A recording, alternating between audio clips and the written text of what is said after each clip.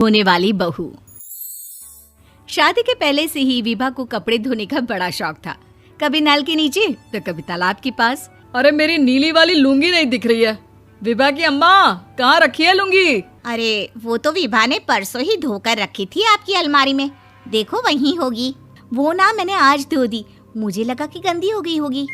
अरे कैसे गंदी हो गई थी, उसे तो मैंने पहना भी नहीं। हे भगवान, इस लड़की के कपड़े धोने की आदत से परेशान हो गया हूँ मैं। जितना तो घर में राशन नहीं आता उससे कहीं ज्यादा डिटर्जेंट पाउडर का खर्चा है। इसकी शादी करवा दो, शादी जाए अपने घर में ही करे काम, फिर चाहे घर के कपड़े धोने हो या पूरे गांव के।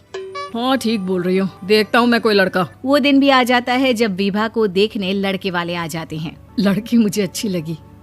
होने वाली सास कहती है, बेटी अगर कुछ पूछना है तो पूछ लो।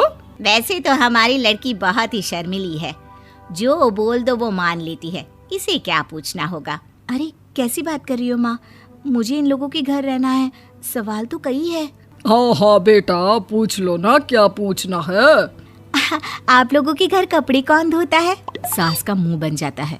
देखो अगर तुम ये कहना चाहती हो कि तुम्हें कपड़े धोने नहीं आते तो सुन लो, कपड़े मैं ही धोती हूँ, लेकिन तुम्हारे आ जाने के बाद मैं रुमाल तक नहीं धोऊंगी। अरे चुप रहना भाग्यवान, बहू बेचारी घर आई नहीं, उसे डराना शुरू कर दिया। वो क्या है ना बिटिया, अभी तक तो ये कल्लू की माँ ही धोती थी, लेकिन अब तुम्हारे पापा तो दहेज में वॉशिंग मशीन देंगे ही। तभी विभा की माँ बोल पड़ती है, सवाल भी पूछा तो क्या। वैसे भाई साहब, मशीन की तो फिर भी कपड़े धोने की कैपेसिटी होती है। मतलब जो बिटिया दे रहे हैं ना विभा, इसे कपड़े धोने का बहुत शौक है। ये आप लोगों के क्या, आस पड़ोस गांव मोहल्ले सबके कपड़े धो दे और उफ तक ना करे। बाहर देखा नहीं आपने कितने कपड़े सूख रहे हैं, सब हमारी बिटिया ने ही तो धोए हैं। बस भी करो ना माँ, शर्म आ रही इतनी तारीफ सुनकर। और तो और एक दाग निकाल कर दिखाओ तो मान जाओ। हाँ अच्छा माफ करना बेटा, मैंने गलत समझा, हमें तो रिश्ता बहुत पसंद है। और ऐसे जुड़ जाता है रिश्ता कपड़े धोने का शौक रखने वाली विभा का। उसकी शादी हो जाती है कोयला फैक्ट्री में काम करने वाले कल्लू के साथ। शादी के बाद अचानक विभा चिल्लाती हुई सास के पास आती है। सासू माँ, अरे सासू माँ कहाँ है आप? ये तो धोखा है, धोखा दिया आप लोगों ने मुझे। इसे ससुर के चक्कर के बारे में पता चल गया। अरे तो उसमें तुझे क्यों धोखा मिला है? अरे नल में पानी नहीं आता, कपड़े कैसे कब धुलेंगे? अच्छा तू पानी नहीं आ रहा उसकी बात कर रही है। तो आपने क्या सोचा? कुछ नहीं। अच्छा तेरी माँ ने कहा था कि कपड़े धोने का शौक है तुझे, याद आया मुझे। शौक शौक बोलकर कपड़े धोने वाले मेरे जुनून को कम ना आके सासू माँ, कपड़ा धोना मेरा गुरूर है।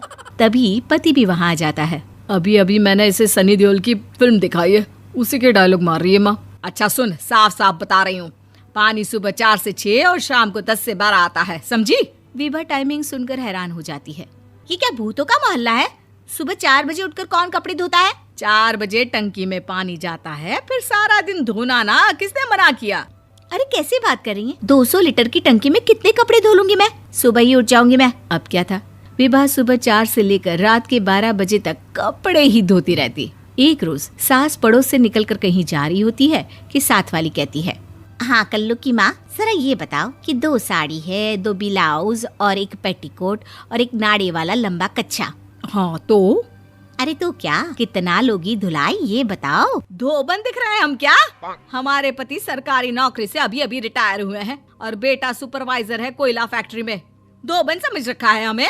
हाय रे कल्लू की अम्मा, माफ कर दो, वो तो मोहल्ले में यही सब बता रहे थे कि तुमने बहू को कपड़ा धुलवाने के काम में लगा दिया है। सास को पड़ोसन की बात सुनकर गुस्सा आ जाता है। वो घर पहुंचती है जहां घर के बाहर ही इतने सारे कपड़े सूख रहे होते हैं जितने कि किसी धोबन के घर पर। अरे ओ कल्लू की दुल्हन, बाहर निकल। माँ जी यहीं आ जाओ, बाथरूम में चादर धो रहे हैं हम। अरे अभी हम धोते हैं, तुमको बाहर निकलो। ये आस पड़ोस वाले बोल रहे हैं कि हम बहू से कपड़े धुलवा कर उसे कपड़ा धोने वाली बना दिए हैं। अरे छोड़ो ना माँ जी, किन लोगों की बातों में आती हो? आस पास के लोगों का तो काम ही होता है कि वो किसी तरह सास बहू को लड़ा दे। बहू सारे घर के कपड़े धोती है, ये क्या कम है? बोलिए। सास को भी लग जाता है कि वो बहू का ये सनकीपन नहीं छुड़वा सकती, इससे अच्छा है कि खुद ही चुप हो जाए। एक रोज सास और बहू मंदिर जाते हैं, जहाँ सास की साड़ी वहाँ खड़ी भीख मांगने वाली से मिलती है। माँ जी क्या बात है, आपकी साड़ी उस भिखारन से कितनी मिल रही है ना? हाँ हाँ, देखो तो दोनों की साड़ी मिल रही है। क्या बात है कल्लू की अम्मा, तुम खुद को तो अफसर की बीवी बताती हो और ऐसी सिंपल सी प्लेन साड़ी पहनकर घूमती हो। सिंपल और प्लेन नहीं है ये साड़ी। तो क्या सोने के धागे से फूल बने हैं? कुछ भी सासू माँ, कुछ भी।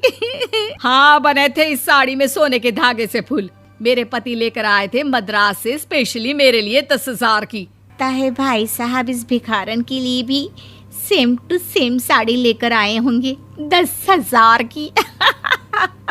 सास उस वक्त कुछ नहीं कहती, लेकिन बहू के साथ घर आती है और अलमारी से एल्बम निकाल कर लाती है। ये साड़ी देख रही है, ये वही साड़ी है जिसे मैंने अभी पहना था। इस साड़ी में ये जो चमकदार फूल दिख रहे हैं ना, ये सोने के धागों से काढ़े गए हैं। लेकिन तू लोकल वॉशिंग मशीन ब्रश से घिस घिस कर सारे फूलों को निकाल कर साड़ी प्लेन कर दी। मुझे माफ कर दीजिए सासू माँ। और तो और, जब मैंने तुझे तेरी गलती के लिए कुछ नहीं कहा, लेकिन तूने तो सबके सामने मेरा मजाक ही बना दिया। क्यों? बहू को समझ में आ जाता है कि अब से उसका कपड़े धोना बंद।